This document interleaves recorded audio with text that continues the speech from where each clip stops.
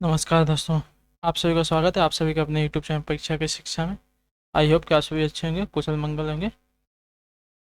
तो चलिए, अगर आप हमारे चैनल पर पहली बार आए हैं तो आप सभी से रिक्वेस्ट है कि चैनल को सब्सक्राइब कर लीजिए। अब देखिए, हम यहाँ पे बीएड परीक्षा 2023 की तैयारी आपकी स्टार्ट कर दी हमारे चैनल पर। क्लास का समय आपको सुबह 11 बजे आपको जीके जीएस की क्लास मिलती है और शाम को 7 बजे आपको हिंदी की क्लास मिलती है, ठीक है। और हमें देखिए इंस्टाग्राम और हमारे टेलीग्राम को हमारे जुड़ सकते हैं, नॉर्मली सर्च करके परीक्षा की शिक्षा। तो आप जाकर वहाँ पे जल्द से जल्द ज्वाइन हो जाइए। तो चलिए आज की क्लास स्टार्ट करते हैं। देखिए, फर्स्ट क्वेश्चन आपका है, गेटवे ऑफ इंडिया कहाँ है। गेटवे ऑफ इंडिया कहाँ है, आपका उत्तर हो जाएगा मुंबई में, ठीक है। ऑप्शन जो यहाँ पर डी दिया गया आपका राइट आंसर हो जाएगा। अगला है आपका दूसरा नंबर क्वेश्चन है, भारत में निम्नलिखित में से कौन सा बीमा कारोबार को नियंत्रित करता है। भारत में निम्नलिखित में से कौन सा बीमा कारोबार को नियंत्रित करता है, आपका उत्तर हो जाएगा IRDA, ठीक है। जो ऑप्शन आपका डी दिया गया आपका सही उत्तर हो जाएगा। इसका फुल फॉर्म क्या होता है, हिंदी में इसका अर्थ है बीमा विनियामक विकास प्राधिकरण उपभोक्ता के हितों को सुनिश्चित करने के लिए बीमा कंपनियों का निरीक्षण करती है, ठीक है। तो जो ऑप्शन आपका डी दिया गया आपका राइट आंसर हो जाएगा। नेक्स्ट है आपका थर्ड नंबर क्वेश्चन है, तीसरा नंबर, लोकसभा अध्यक्ष अपना त्यागपत्र किसे संबोधित करते हुए देता है। तो आपका उत्तर हो जाएगा लोकसभा के उपाध्यक्ष को, ठीक है। जो ऑप्शन सी दिया गया है आपका राइट आंसर हो जाएगा। अगला है आपका चौथा नंबर क्वेश्चन है, भारतीय राष्ट्रीय कांग्रेस का प्रथम सत्र की अध्यक्षता किसने की थी। तो आपका उत्तर है WC बनर्जी ने, ठीक है। जो ऑप्शन आपका सी दिया गया आपका राइट आंसर है, यानी कि व्योमेश चंद्र बनर्जी ने, ठीक है। आपसे कभी कभी पूरा पूछ लेता है तो याद रखिएगा, उनका नाम व्योमेश चंद्र बनर्जी है, ठीक है। याद रखिएगा। चलिए, अगला है आपका फिफ्थ नंबर, पांचवा नंबर है, निम्नलिखित में से किस लेखक ने अकबर के दीने इलाही को उनकी मूर्खता का न कि बुद्धिमत्ता का स्मारक कहा है। निम्नलिखित में से किस लेखक ने अकबर के दीने इलाही को उनकी मूर्खता का न कि बुद्धिमत्ता का स्मारक कहा है, समझे। तो इसका आंसर क्या हो जाएगा बताने की कोशिश कीजिए। तो आपका हो जाएगा विंसेंट स्मिथ ने, ठीक है। जो ऑप्शन बी दिएगा आपका राइट आंसर का, एक ब्रिटिश इतिहासकार हैं, इन्होंने भारत के इतिहास पर बहुत कुछ लिखा है। इनके इतिहास लेखन को अनेक इतिहासकारों ने पक्षतापूर्ण कहा है, ठीक है। तो जो ऑप्शन आपका बी दिया गया आपका राइट आंसर हो जाएगा। चलिए, अगला है आपका सिक्स नंबर क्वेश्चन, छठा नंबर है आपका, निम्नलिखित में से भारत का कौन सा क्षेत्र पारिस्थितिकीय अति क्रियाशील स्थल माना जाता है, मतलब हॉटस्पॉट माना जाता है। आपका उत्तर हो जाएगा पश्चिमी घाट, ठीक है। जो ऑप्शन सी दिया गया आपका राइट आंसर, भारत के पश्चिमी घाट पर स्थित पर्वत श्रृंखलाएं को पश्चिमी घाट या सह्याद्री कहते हैं, ठीक है। यह दक्षिणी पठार के पश्चिमी किनारे के साथ साथ दक्षिणी के तरफ 1600 किलोमीटर लंबी है। याद रखिएगा कितनी किलोमीटर, 1600 किलोमीटर लंबी है पश्चिमी घाट की जो अपनी है वो वाली।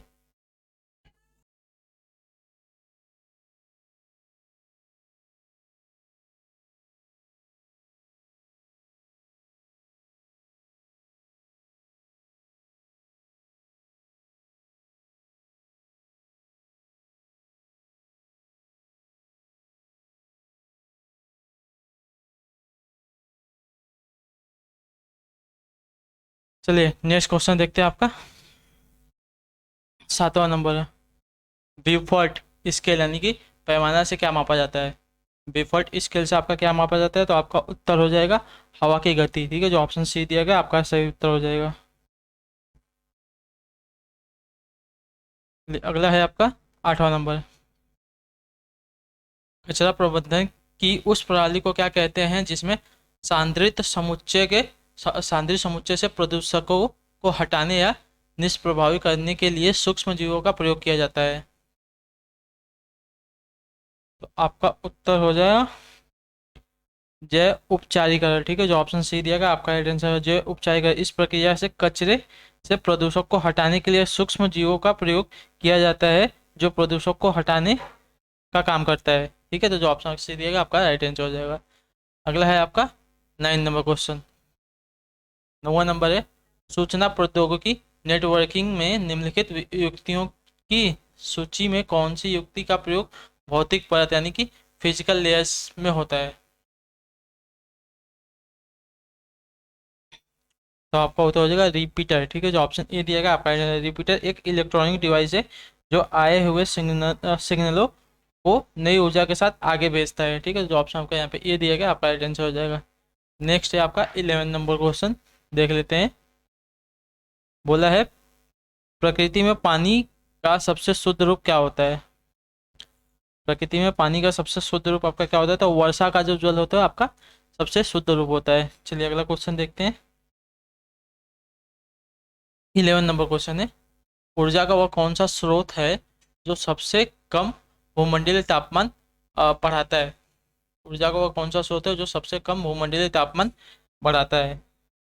तो आपका उत्तर जो है भूतापीय ऊर्जा, जो ऑप्शन बी दिएगा आपका राइट आंसर हो जाएगा। पृथ्वी के केंद्र का तापमान आपका 6000 डिग्री सेल्सियस के आसपास होता है, याद रखिएगा। धरती के भीतर हर 30 से 50 मीटर जाने पर 1 डिग्री तापमान आपका बढ़ जाता है। ठीक है, 1 डिग्री सेल्सियस जो आपका तापमान बढ़ जाता है। चलिए अगला क्वेश्चन देखते हैं। 12 नंबर है, तारामंडल सप्तऋषि को पश्चिम निवासी किस नाम से जानते हैं। तो आपका हो जाएगा बिग डीपर, जो ऑप्शन आपका सी दिया गया आपका राइट आंसर हो जाएगा।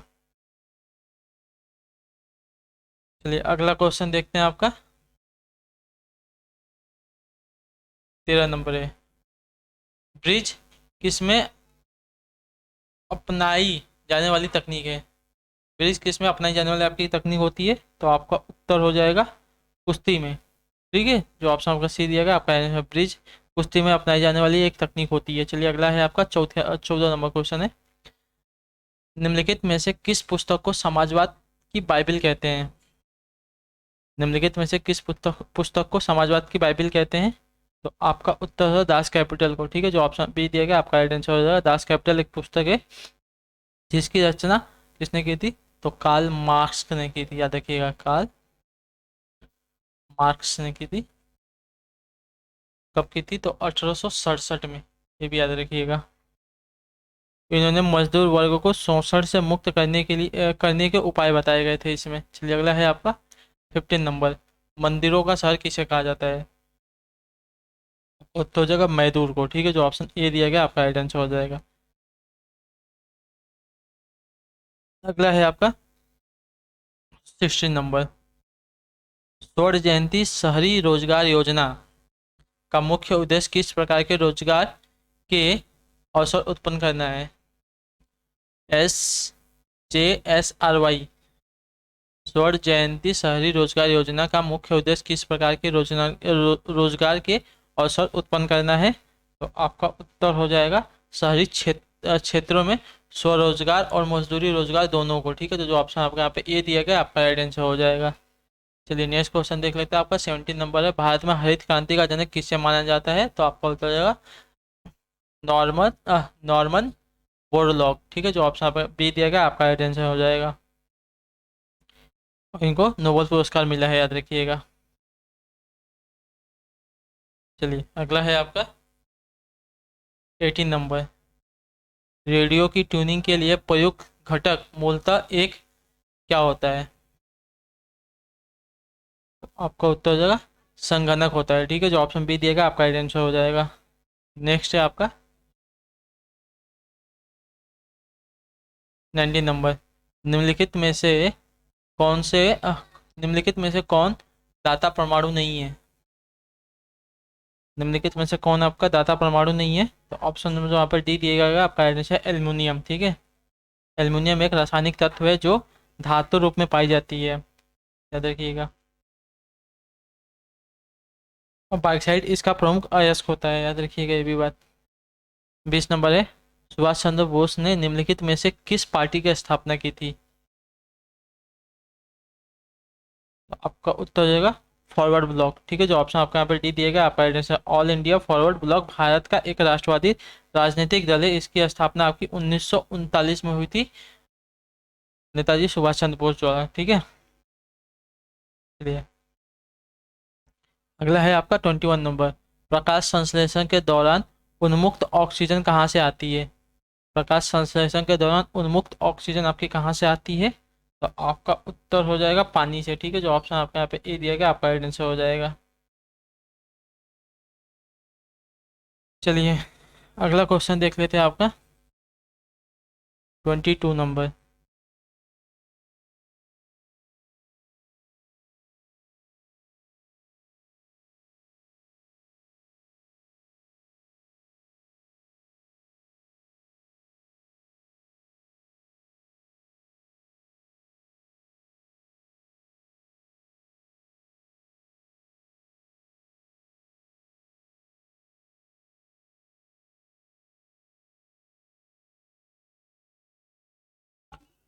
भारत में 1936 में स्थापित राष्ट्रीय उद्यान का नाम क्या रखा गया था?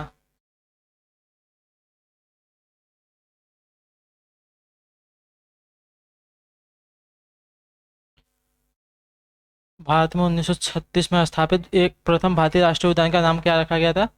तो आपका उत्तर हो जाएगा हेली राष्ट्रीय उद्यान, ठीक है। जो ऑप्शन आपका सी दिया गया आपका राइट आंसर हो जाएगा, जिसे अब जिम कॉर्बेट राष्ट्रीय उद्यान के नाम से जाना जाता है, ठीक है। ये भी आपसे पूछा जाता है तो याद रखिए, जिम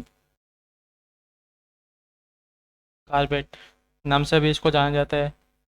चलिए अगला क्वेश्चन आपका 23 नंबर। कृष्ण का वासुदेव नाम किस युग में प्रचलित था? कृष्ण का वासुदेव नाम किस युग में प्रचलित हुआ? तो आपका उत्तर हो जाएगा पाणिनि युग में, ठीक है। जो ऑप्शन बी दिया गया आपका राइट आंसर हो जाएगा। नेक्स्ट है आपका 24 नंबर। सिखों का अंतिम गुरु निम्न में से कौन थे? सिखों का अंतिम गुरु निम्न में से कौन थे? तो आपका उत्तर है गुरु गोविंद सिंह, ठीक है। जो ऑप्शन आपके यहाँ पे सी दिया गया आपका राइट आंसर हो जाएगा। ये आपके अंतिम गुरु थे।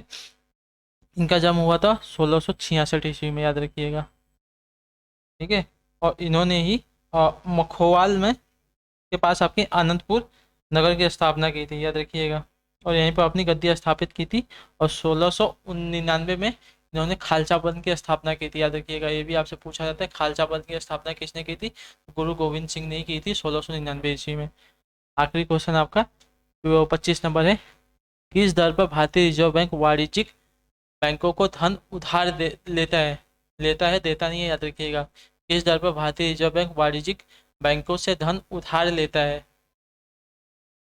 आपका हो जाएगा रिवर्स रेपो दर पर, ठीक है। जो ऑप्शन आपका यहाँ पे सी दिया गया आपका राइट आंसर हो जाएगा। देता किस पे है? तो रेपो दर पे देता है। और लेता किस पे है? रिवर्स रेपो दर पर, याद रखिएगा। तो इसी के साथ जो ये वाली आपकी क्लास है जीके जीएस की, सो वाली यहाँ पे समाप्त होती है। आई होप कि आपको क्लास अच्छी लगी हो। आपका कोई भी डाउट हो हमें कमेंट में पूछ सकते हैं। आपका कोई प्रश्न भी हो, कोई सुझाव हो, वो भी हमें कमेंट पे दे सकते हैं। बाकी क्लास को लाइक कर दीजिएगा। चैनल में पहली बार आए तो चैनल को सब्सक्राइब कर दीजिएगा। हम आपसे मिलते हैं आपकी अगली क्लास में। तब तक के लिए टाटा बाय बाय, जय हिंद जय भारत। आप सभी का शुक्रिया क्लास से जुड़ने के लिए साथी।